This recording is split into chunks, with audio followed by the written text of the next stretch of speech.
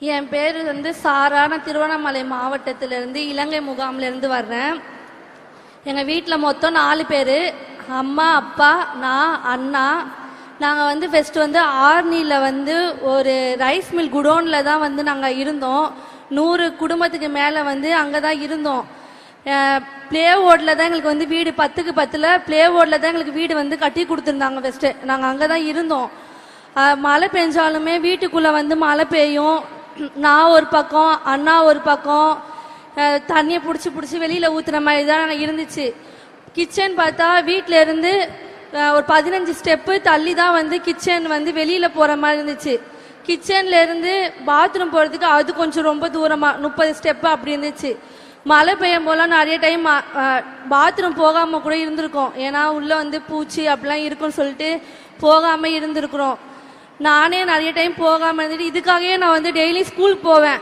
ஏன்னா ஸ்கூலில் போய் ரெஸ்ட் ரூம் போய்க்கலாம் அப்படின்னு மாதிரி அப்படி தான் நாள் ஓடிட்டு இருந்துச்சு. நாங்கள் 33 வருஷமாக அங்கே தான் இருந்தோம். இப்போ 2 வருஷமாக தச்சூரில் எங்களுக்கு முதல்வர் சார் எங்களுக்கு வீடு கட்டி கொடுத்துருக்காரு. எங்களுக்கு வீட்டுலேயே பாத்ரூம் இருக்குது, வீட்டிலையே கிச்சனு இருக்குது. நாங்கள் வெளியில் போகணுன்னு எங்களுக்கு அவசியமே இல்லை. எங்களுக்கு அது வீடு இல்லை.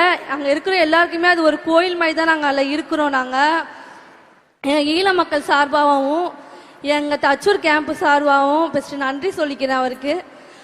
அது மட்டும் இல்லாமல் நான் பிகாம் முடிச்சிருக்கேன். நாங்கள் ஸ்ரீலங்கனால எங்களுக்கு கவர்மெண்ட் வேலை கிடையாது. ப்ரைவேட்லேருந்து வேலை கிடச்சிச்சு. இந்த மாதிரி லோன் கொடுக்கணும் அப்படின்னு சொன்னனால வீட்டிலேருந்து அனுப்பலை. இதுமாதிரி பொம்பளை பொண்ணை இப்படிலாம் வேணாம், அன்டைம்லலாம் போகிற மாதிரி இருக்கும், வேணாம் அப்படின்னு சொன்னனால போகலை. அதுக்கப்புறம் வீட்டில் 4 வருஷம் சும்மா தான் இருந்தேன். எனக்கு ஃபேஷன் டிசைனர் படிக்கணும்னு ரொம்ப ஆசை. படிக்க வைக்கிற அளவுக்கு வீட்டில் சுச்சுவேஷன் இல்லை, வருமானம் இல்லை. அதுக்கப்புறம் வீட்டில் 4 வருஷம் சும்மா இருக்கும்போது இதை மாதிரி வெற்றி நிச்சயம் மூலியமாக ஆரி ஒர்க் கிளாஸ் சொல்லித்தரோம், சேர்ந்துக்கிறீங்களான்னு கேட்டாங்க. நான் போய் முதலாக போய் பேரை கொடுத்தேன். எல்லாத்துலேயும் முதலாகவும் பண்ணினேன். கிளாஸ் போயிட்டு இருக்கும் போதே எனக்கு ஒரு வாரத்திலேயே எனக்கு ஒரு ஆர்டரு வந்துருந்துச்சு 500ல். அந்த ஆர்டரு எடுத்து நான் பண்ணினா எனக்கு பெனிஃபிட் கிடைக்கல. ஏன்னா வீட்டில் தையல் மிஷின் இல்லாதனால வெளியில் போய் தான் பண்ணுற மாதிரி இருந்துச்சு. அதனால அதில் எனக்கு 200 தான் கிடச்சிச்சு. அம்மா கிளாஸ் பாதி போயிட்டு இருக்கும்போது எனக்கு 2வது ஆர்டர் வந்துச்சு 1500ல். எனக்கு அதில் நல்ல பெனிஃபிட் கிடச்சிச்சு. அப்புறமா கிளாஸ் முடியறதுக்குள்ளேயே எனக்கு பிரைடல் ப்ளவுஸ் கிடச்சிச்சு. அதில் 15,000க்கு பண்ணினேன். அதில் 5,000 ரூபாய்க்கு நான் அட்வான்ஸ் வாங்கியிருக்கிறேன். நான் வீட்டிலேருந்து இப்போ இந்த ஒர்க்கு தான் பண்ணிக்கிட்டு இருக்கிறேன்னா.